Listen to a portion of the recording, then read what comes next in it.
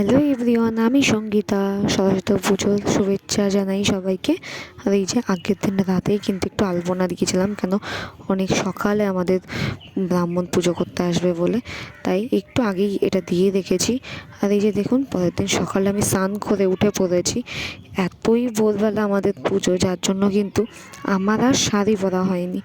আমি চুড়িদার পরেই, ধোয়া চুড়িদার পরেই আমি যাচ্ছি কাকিমাদের বাড়িতে। দেখুন 6টা বাজে, আর এই হচ্ছে আজকের ওয়েদার। এত সুন্দর লাগছে, কুয়াশা, সত্যি খুব ভালো লাগে। কিন্তু আর এই যে আমি কাকিমাদের বাড়িতে এসেছি এখন, আর সব কিছু একটু গুছিয়ে নেব। ব্রাহ্মণ 7টায় আসবে বলেছে, তো আমাদেরকে গোছাতে হবে। কাকিমা অলরেডি কিন্তু কিছুটা গুছিয়ে ফেলেছে, আর আমি বাদ বাকিটা গুছিয়ে দিচ্ছি। আর তারপরে এই যে দুটো বোন, ওদেরকে সাজানোর জন্য জামা কাপড় ও নিয়ে এসেছে, আমি ওকে শাড়িটা পরিয়ে দিচ্ছি।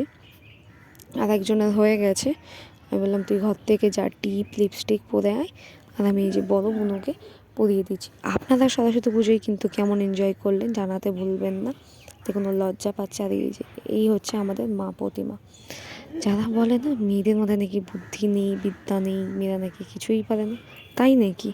তাহলে মা সরস্বতী তার উদাহরণ। এটা হয়তো তারা ভুলে যায়। মেয়েরা ছাড়া যে কিছুই হয় না, সেটাও মানুষ ভুলে যায়। যাই হোক, সবাই এক দলে ফেলা তো যায় না, সবাই এরকম না। আর এই দেখুন, এটা হচ্ছে ছোটো বোন। এটা ভীষণ পাকা, ভীষণ দুষ্টু। আর এই যে পুরোহিত মশাই চলে এসেছে, আমাদের পুজো কিন্তু শুরু। এই যে দেখুন, এটা হচ্ছে আমার কাকিমা, তার সাথে আমরা পুজোয় বসেছি। আর বাদ বাকি সবাই কয়েকজন বসেছি আমরা অঞ্জলি দিতে। আর আমাদের পুজো এইভাবেই কাটলো 2025-এর সরস্বতী পুজো।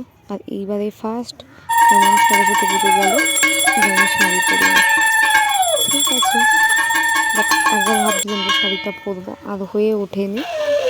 বাট পুজোটা ভালোই গেল। সকাল থেকে সকালে এই পুজোর পরে এটা আমার দেওয়া আলপনা, আর তারপরে একটু ছবি টবি তুলে আমরা সকালে কিন্তু লুচি আর ছোলার ডাল খেয়েছি।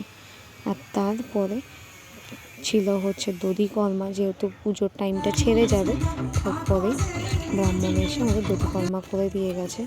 আর এই যে দেখুন, সকালের খাবার বললাম যে ময়দার লুচি, সাদা সাদা, ফুলকো ফুলকো, আর আলু দিয়ে ছোলার ডাল। আর তারপরে আবার একটু খিচুড়ি বানাবো বলে খিচুড়ি বসানো হয়েছে। আমি ডালটা ভাজছিলাম, আর এই যে কাকিমা আলু আর সাথে সবটা ভেজে নিচ্ছে, মিক্সড করবে বলে। যাই হোক, দেখা হচ্ছে নেক্সট ভিডিওতে। ভিডিওটা ভালো লাগলে একটা লাইক করে দেবে।